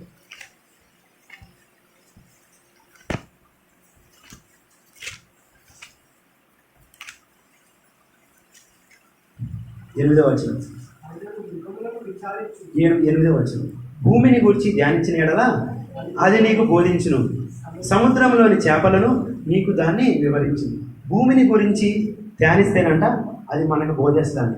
ఈ భూమి, నోరే లేని ఈ భూమి మనకేం బోధిస్తుంది? యోబు 12వ అధ్యాయం 8వ వచనం. ఈ భూమిని చూసి మనం నేర్చుకోమని అంటున్నాడు. అది మనకి ప్రసంగం చేసి దేవుని మార్గంలో ఎలా నడవాలో, తిరిగి మనం దేవుని దగ్గర నుంచి వచ్చిన మనం తిరిగి దేవుని దగ్గరికి ఎలా తిరిగి వెళ్ళాలని చెప్పేసి ఈ భూమి మనకు తెలియజేస్తూ ఉన్నాడు. వాటిని చూసి మనం నేర్చుకోమని చెప్తున్నాడు. ఈ భూమి చాలా బరువు కలిగినది. ఆదాము కాలం నుంచి ఇప్పటివరకు చూసుకున్నట్లయితే భూమి యొక్క బరువు అనేక రెట్లు పెరిగిపోతూ ఉన్నది. ఒకప్పుడు ఇన్ని వాహనాలు లేవు, ఇన్ని కార్లు, బస్సులు లేవు, ఇన్ని మేడలు లేవు, ఇంతమంది మనుషులు లేరు. అయినప్పటికీ కూడా భూమి ఇంతమంది జనాలు పెరుగుతున్నా, సుమారుగా 700 కోట్ల మంది మనుషులు భూమి మీద ఉన్న ఈ మనుషుల యొక్క ప్రతి మనిషి భారాన్ని భూమి మోస్తూ ఉంది. ఈ భూమి ద్వారా దేవుడు మనకి ఏం తెలియజేస్తున్నాడంటే, మనం కూడా మన సంఘంలో భారాలు మోసేవారిగా ఉండాలి. ఎద్దు ఎలా కష్టపడి ప్రయాసతో తన భారాలు మోసేదిగా ఉంటుందో మనం కూడా భారం మోసేదిగా ఉండాలి. ఏ భారం మోసేవారిగా ఉండాలంటే, సంఘంలో ఎవరికైనా ఏదైనా కష్టం వస్తే మనం వారి దగ్గరికి వెళ్ళి ఓదార్చి, మీరేం భయపడద్దు, మీరేమి దిగులు చెందదు, మీ అందరి కోసం మేమున్నాం, మీ అందరి భారం మా భారంగా మేము వేసుకుని ప్రార్థన చేస్తాం.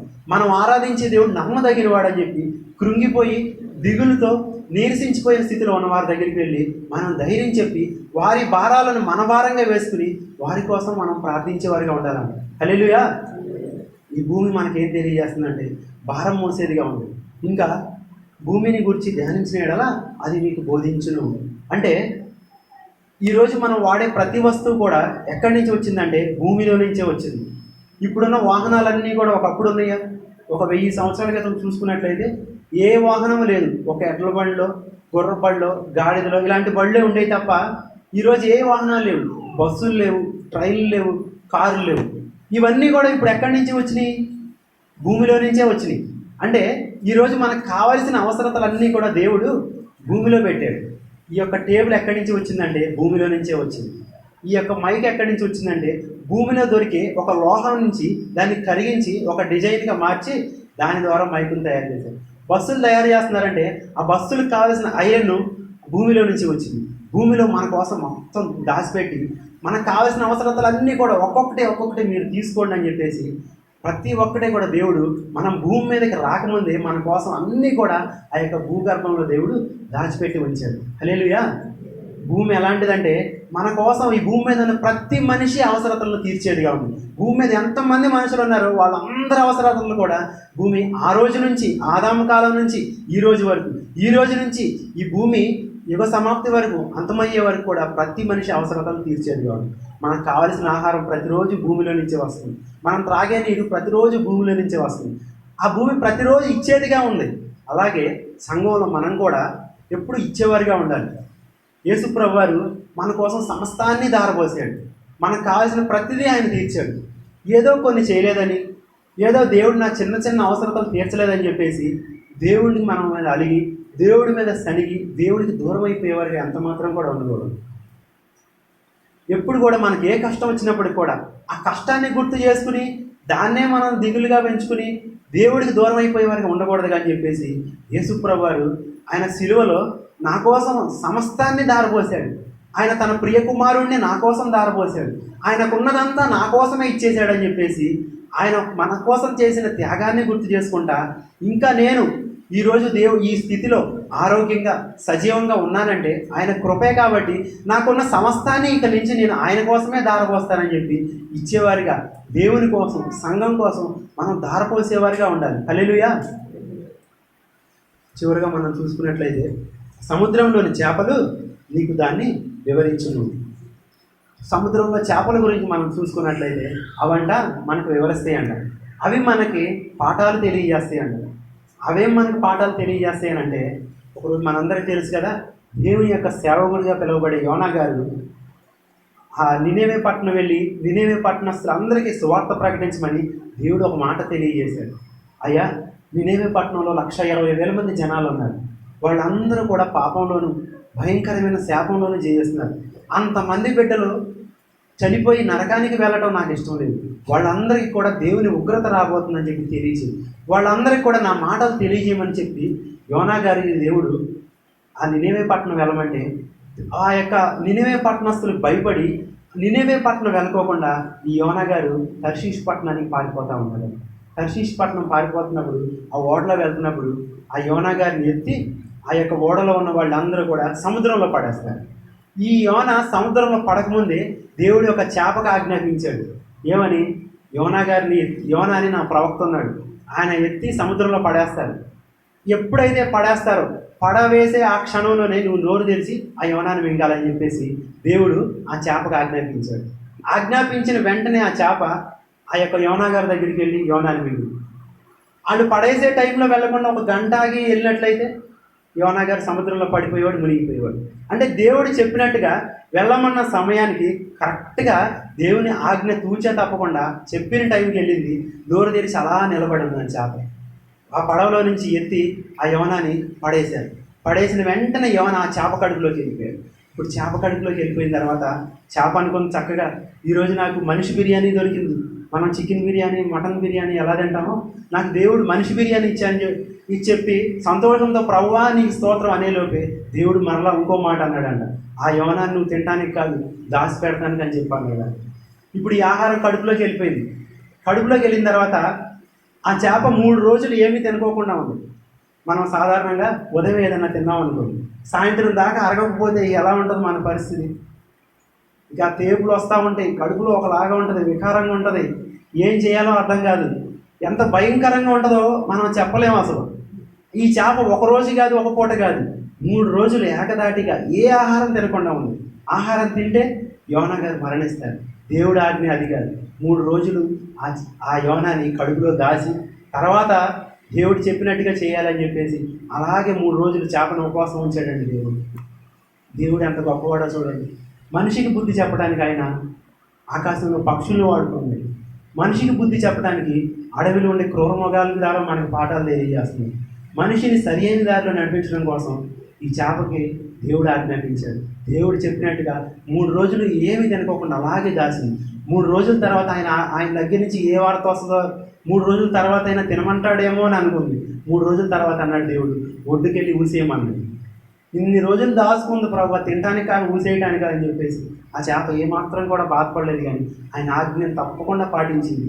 వెళ్ళి దేవుడు ఏ ఒడ్డున ఊదేయమన్నాడో అనేక మైళ్ళు ప్రయాణం చేసి వెళ్ళింది. ఆ చెప్పిన చోటే నినేవేకి దగ్గరగా ఆ యొక్క ఒడ్డున ఆ యొక్క యోనాన్ని ఊసేసింది. యోనా గ్రంథం 3వ అధ్యాయం 3వ వచనం చదువుతుంది. కాబట్టి యోనా లేచి యెహోవా సెలవిచ్చిన ఆజ్ఞ ప్రకారం నినేవే పట్టణమునకు పోయెను. నినేవే పట్టణం దేవుని దృష్టికి గొప్పదై 3 దినముల ప్రయాణమంతా పరిమాణం గల పట్టణం. సరిపోదు. ఇప్పుడు యోనా లేచి దేవుడు సెలవిచ్చిన ఆజ్ఞ ప్రకారం నినేవే పట్టణానికి వెళ్ళాడని ఉంటుంది. హల్లెలూయా. మొదట దేవుడు ఆజ్ఞ సెలవిస్తే మొదట దేవుని ఆజ్ఞను పట్టుకుని నినేవే పట్టణం వెళ్ళలేదు. రెండోసారి దేవుని ఆజ్ఞను పట్టుకుని నినేవే పట్టణానికి వెళ్ళాడు. ఇప్పుడు యోనాకి బుద్ధి చెప్పింది ఏదండి? చేపే. బోధకుడికే బోధించింది ఈ చేప. పాస్టర్ గారికే గొప్ప ప్రసంగం చేసింది. 3 రోజులు యోనా నీకోసం నేను కడుపు చంపుకుని ఉపవాసం ఉన్నానే అని చెప్పేసి ఈ యొక్క యోనాకి ప్రసంగం చేసింది. యోనా ఆ యొక్క 3 రోజులు చేప కడుపులో ఉండి బయటకు వచ్చిన తర్వాత తిరిగి మళ్ళా తర్షీష్ ప్రాంతానికో తనున్న ఇశ్రాయేల్ దేశానికి వెళ్లకుండా నినేవే పట్టణం వైపు అడుగులు వేస్తాడంట. నినేవే పట్టణం వైపు అడుగులు వేయడానికి కారణం ఏంటంటే ఆ యొక్క చేపే. చేప ద్వారా దేవుడు ఈ యొక్క యోనాకి ఒక పాఠాన్ని తెలియజేశాడు. ఆ యొక్క 1,20,000 మంది రక్షణలోకి నడిపించడానికి కారణం ఆ యొక్క చేపే. ఆ యొక్క చేపే లేకపోతే నినేవే పట్టణం అంతా నశించిపోయేది. ఆ యొక్క చేపే లేకపోతే యోనా దారి తప్పిపోయిన స్థితిలో ఉండేవాడు. దారి తప్పిపోయిన తన సేవకుడిని తిరిగి తన దారిలోనికి తెచ్చుకోవడం కోసం దేవాది దేవుడు చేప ద్వారా మంచి గుణపాఠాన్ని తెలియజేశాడు. చేప ద్వారా తన ప్రేమను తెలియజేశాడు. ఈ చేప నా మాటను ఎంత ఆజ్ఞను గైకొందో, తన కడుపు చంపుకుని నా కోసం ఉంది. యోనా, నువ్వు నా పోలికలో సృష్టించబడిన నువ్వు, నేను ఏర్పాటు చేసుకున్న నువ్వు నా మాట వినట్లేదా అని చెప్పి దేవుడు తెలియజేస్తే యోనా మనసులో ఆలోచన వచ్చింది. చేప కంటే నేను హీనమైపోయానా? సముద్రంలో ఉండే ఒక నీచమైన ఈ యొక్క తిమింగలం కంటే నేను హీనమైపోయానని చెప్పేసి ఇలాంటి జీవితం నాకు వద్దని చెప్పి తన జీవితం మార్చుకుని ఇప్పుడు తన అడుగులు ఎక్కడికి వెళ్తుంది అండి? నినేవే పట్టణం వైపు వెళ్తుంది. హల్లెలూయా. సమరయ స్త్రీ గురించి మనం చూసుకున్నట్లయితే సమరయ స్త్రీ అప్పటి వరకు భయంకరమైన పాపంలో జీవిస్తూ ఉంది. దేవుడికి ఆయాసకరమైన జీవితం జీవిస్తూ ఉంది. తన జీవితంలో ఒకరోజు యేసుప్రభు వారిని కలుసుకుంది. ఒక్కసారి యేసుప్రభు వారు ఆమె కోసం సమరయ పట్టణానికి వెళ్ళారు. వెళ్తే సమరయ పట్టణంలో యేసుప్రభు మెస్సయ్య అని తెలుసుకున్న తర్వాత తన అడుగులు ఇప్పుడు ఎక్కడికి వెళ్తున్నాయి అంటే సువార్త ప్రకటించడానికి ప్రయాణం అవుతుంది. తన యొక్క సమరయ పట్టణానికి వెళ్ళింది. సమరయ ప్రాంతానికి వెళ్ళి ప్రతి ఒక్కళ్ళే చెప్పింది, మన పూర్వీకుల దేవుడు, మనం ఆరాధించే దేవుడు, అబ్రహాము దేవుడు, ఇస్సాకు దేవుడు, యాకోబు దేవుడు, ఆయన మెస్సయ్యగా ఈ లోకానికి వచ్చాడు. ఆయన నేను చేసిందంతా చెప్పాడు, నా గత జీవితం అంతా చెప్పాడు. ఆయన మీరందరూ తెలుసుకోండి, ఆయన దగ్గరకు మీరందరూ కూడా రండి, ఆయన ఇచ్చే ఆశీర్వాదాలు మీరందరూ కూడా పొందుకోండి, ఆయన ఇచ్చే నూతన జీవితాన్ని మీరందరూ కూడా పొందుకోండి అని చెప్పి తన చుట్టూ ఉన్న వాళ్ళందరికీ వెళ్ళి ఎవరు ఏమనుకుంటారో అంతా మర్చిపోయింది. అందరికీ సువార్త ప్రకటించి ఒక ఊరు ఏం చేసిందంటే యేసుప్రభు వైపు తిప్పింది. హల్లెలూయా. యోనా ఒక దేశాన్ని దేవుని వైపు తిప్పాడు. ఇక్కడ సమరయ స్త్రీ ప్రాంతాన్ని, ఒక గ్రామాన్ని, సమరయ ప్రాంతం మొత్తాన్ని కూడా అంటరానితనంగా చూసి ఆ ప్రాంతాన్ని యేసుప్రభు వైపు తిప్పింది. యోనా ద్వారా, చేప ద్వారా దేవుడు ఈరోజు మనకేం తెలియజేస్తున్నాడంటే చేప దేవుని మాట విందని చెప్పి తెలియజేస్తుంది. కష్టమైనా సరే, ప్రయాస అయినా సరే, భారమైనా సరే, బాధ అయినా సరే, ఏదైనా సరే ఈ జీవులన్నీ కూడా దేవుని కోసం తమ ప్రాణాలను తెగించి దేవుడు చెప్పిన మాటను పూర్తిగా తప్పకుండా పాటించింది. ఎస్తేరు గురించి మనం చూసుకున్నట్లయితే ఎస్తేరు చనిపోతుందని తెలిసి కూడా తన ప్రాణాలకు తెగించి అహష్వేరోషు రాజు ముందు నిలబడింది. నెహెమ్యా గురించి మనం చూసుకున్నట్లయితే నెహెమ్యా రాజు దగ్గరికి వెళ్ళి నా పితరులో ఉండే పట్టణం పాడైపోయిందని చెప్పి ఒకవేళ అడిగితే నెహెమ్యాని రాజు ఆ యొక్క అర్థరాజు రాజు ఎక్కడ చంపుతాడో అని చెప్పి ఏమాత్రం భయపడలేదు. కానీ తన పితరుల కోసం, పితరుల పట్టణం కోసం ఎంతో భారంతో ఉపవాసం ఉండి ప్రార్థన చేసి రాజు దగ్గరికి ధైర్యంగా తెగించి వెళ్ళాడు. మరలా తిరిగి వెళ్ళి ఆ యొక్క రెండవసారి మందిరాన్ని కట్టాడు. అలా బైబిల్ అనేక మంది తెగించిన వాళ్ళు ఉన్నారు. జంతువులు దేవుని కోసం తెగించి, ప్రాణాలకు తెగించి ఆయన యొక్క పని చేసేదిగా ఉన్నాయి. ఆ యొక్క జంతువుల ద్వారా ఈరోజు మనకి ఏం తెలియజేస్తాడంటే ఈ సర్వ సృష్టిలో కనిపించే ప్రతి ప్రాణి కూడా అది ఎంత బలమైనదైనా కావచ్చు, ఎంత బలహీనమైనదైనా కావచ్చు, ప్రతి ఒక్కటే కూడా నా ఆజ్ఞను నెరవేర్చేదిగా ఉంది. భూమి దేవుని ఆజ్ఞను నెరవేర్చేదిగా ఉంది. సముద్రము ఆయన ఆజ్ఞను నెరవేర్చేదిగా ఉంది. ఆకాశము ఆయన ఆజ్ఞను నెరవేర్చేదిగా ఉంది. ఈరోజు ఆయన పోలికలో, ఆయన రూపంలో సృష్టించబడిన మనము ఆయన ఆజ్ఞను నెరవేర్చేవారిగా ఉన్నామా, ఆయన మాటను నెరవేర్చేది వారిగా ఉన్నామా మనం ఆలోచించుకుందాం. ప్రతి ప్రాణి ద్వారా దేవుడు ఏం తెలియజేస్తున్నాడంటే ఇశ్రాయేలుకి కొన్ని మాటలు తెలియజేశాడు. ఈరోజు ఇక్కడ కూర్చుని మనందరికీ తెలియజేస్తున్నాడు. ఆ పక్షులు చూసి మీరు నేర్చుకోండి అని అంటాడు. ఈరోజు కాకి గురించి చూసినట్లయితే కాకి తన పాత జీవితాన్ని విడిచిపెట్టి నూతన జీవితాన్ని పొందుకుంది, నూతన సృష్టిగా మార్చబడింది. ఈరోజు యేసు ప్రభు దగ్గరికి వచ్చిన మనందరం కూడా నూతన సృష్టిగా మార్చబడాలని కోరుకుంటున్నాం. నూతన జీవితాన్ని పొందుకుని కొత్త జీవితాన్ని ప్రారంభించేవారిగా ఉండాలనుకుంటున్నాం.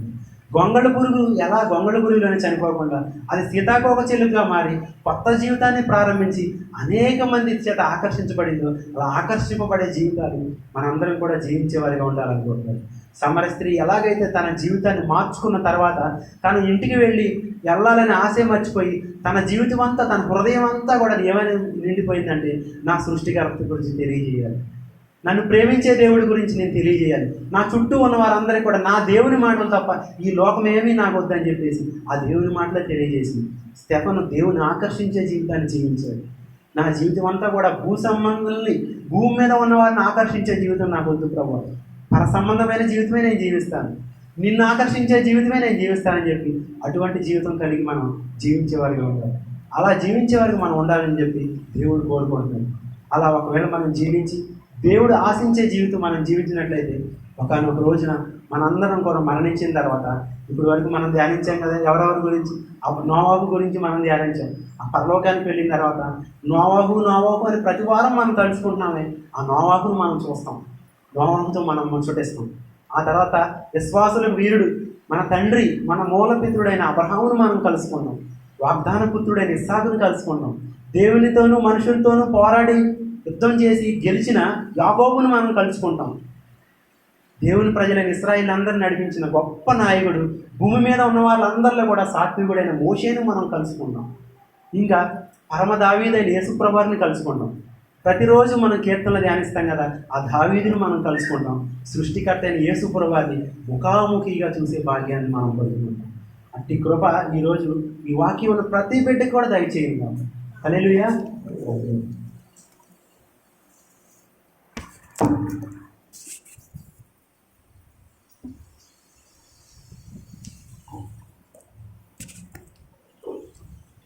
హల్లెలూయా.